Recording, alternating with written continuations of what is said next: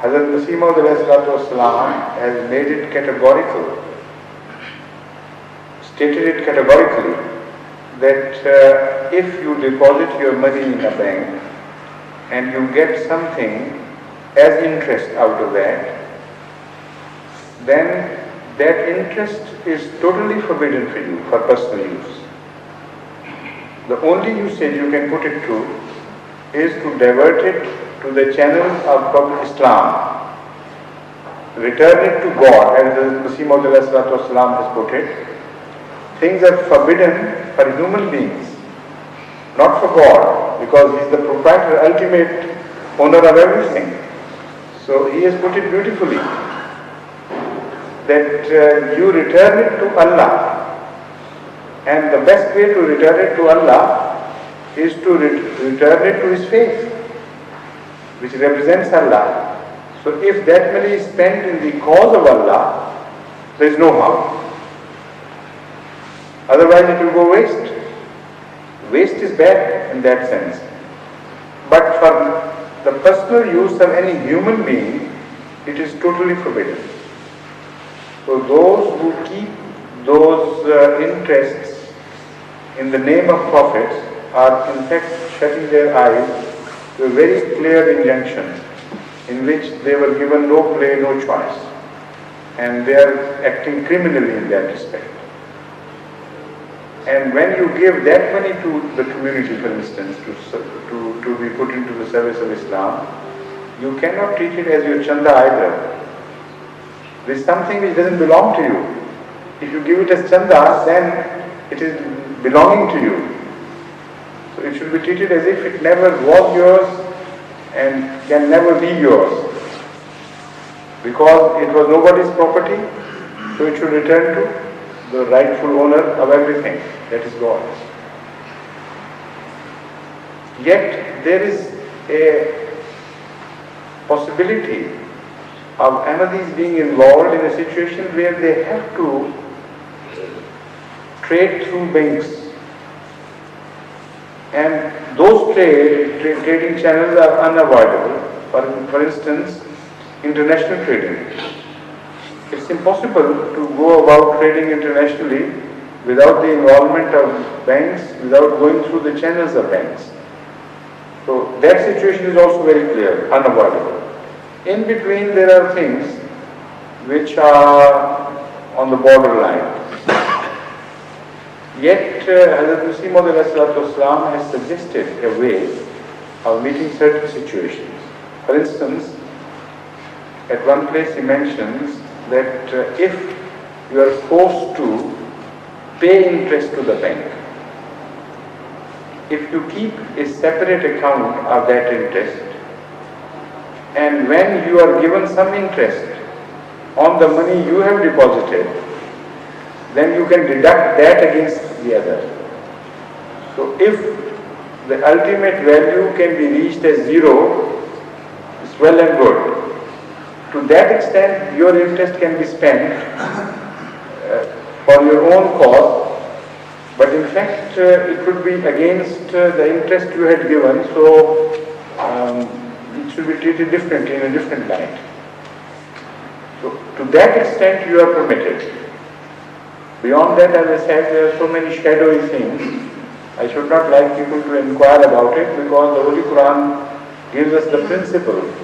La tasalu an ashya'in in tubda lakum tasawwur. Don't cultivate the habit of asking too many questions, because if you ask the question and the answer is given to you, then it may be too difficult for you to follow. You may not like the answers. And while the Holy Quran is being revealed, it goes on to say, to clarify further, then if you put any question to the Prophet, that will be answered. So a warning is given. Under the same principle, you should conduct your habits, but don't intentionally avoid questions when you know the answer. That is a different situation. I must clarify it, because somebody may misunderstand me and find an excuse for committing evils. The fact is that those things which are bothering you, your conscience, are biting your conscience, they don't fall into this category. For them, Allah has made a very clear rule, which has been told to us by Ahmad sallallahu alaihi wasallam, and that rule is da ma yuribuka ila ma la yuribu, or words to that effect. The first part is definitely the wording of the tradition, that which bothers you, yuribuka means puts you into doubt of that which about which you are suspicious. Everything of which you are suspicious, and you yourself are inclined to believe that there is some harm in it. Leave that. To that of which you sustain no suspicion, of which you entertain no suspicion. So that is the general safe rule. After, please. On the question of interest, it bothered me as well. I borrow money from the bank to run the business. I give the interest to the bank, but same time my family got money. I can't raise the money from my family because they don't want interest. I think, in my view, if I take money from my father or my sister and give her interest, which I'm going to pay the bank, it don't. That's wrong. No interest should be given by rule of volition. They are two different things altogether. In bank, you are compelled. It is sometimes a matter of survival. Survival is not always individual. It is also a survival for a class or for a group, a survival in trade, in business. They are very important things. So for that, some things could be permitted. But when you have a choice of volition, you cannot give interest to any individual. That is totally forbidden. It is out of question. I have spoken on this subject at length in one of my sermons, and told people that this is really practicing usury. In fact, it is the individual relationship more which is hit by the Holy Quran in those injunctions. And for that Allah has given you, Allah has provided you with a way out. Why don't you adopt that? Ahmad sallallahu alaihi wasallam encouraged this, and it is based on the Holy Quran, this injunction of Ahmad sallallahu alaihi wasallam, that if you borrow money from someone, it is always good and appreciated that without condition, when you pay back more than what you borrowed. And this was a consistent habit of Ahmad sallallahu alaihi wasallam.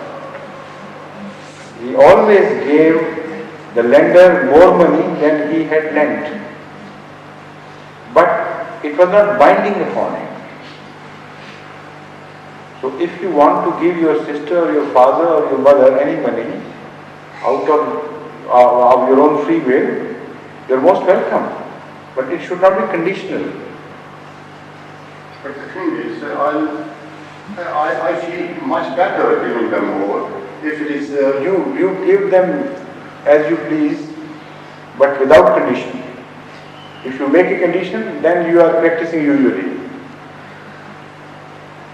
This is Islam. Yes, that's don't follow that. I can profit the bank. I can give the money to the bank, but I can't give to my sister. Who says that? You It's cannot. not logical. No, what you are saying is not logical to me. The point is, who prevents you from giving money to your sister? Nobody does. But for you to borrow money from someone who is also a Muslim and encourage usury between this relationship, if you permit this, the whole society would turn into a society of usury.